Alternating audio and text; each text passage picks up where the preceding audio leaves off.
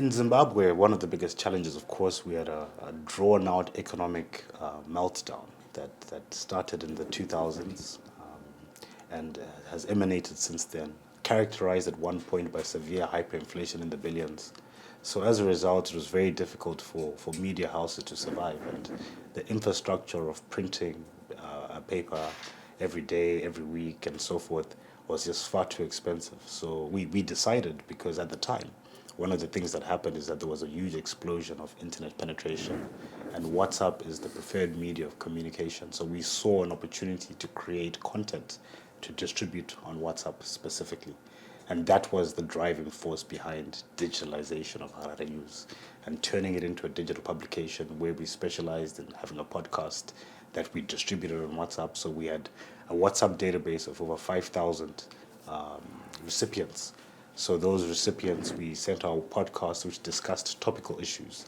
Harare News was a publication that focused on service delivery. So in Zimbabwe, one of the major issues is the city of Harare was not able to provide efficient services of water.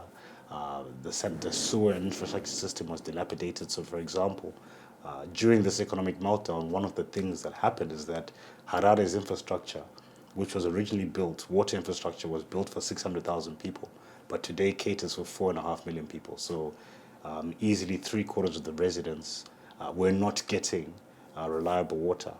3/4 of the residents were not able to efficiently manage waste and sanitation, and the road system had dilapidated. So we saw this as a point to create discourse and discussion around the local issues which affected most people. Do you have any kind of update when it comes to service delivery in Harare? What are the biggest challenges? What are the achievements?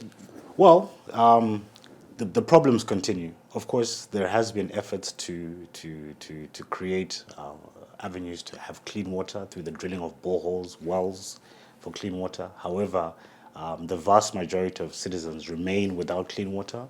And part of this is because our country has a somewhat political stalemate where the opposition parties control the city councils that provide service, but the national government is controlled by the ruling ZANU-PF party.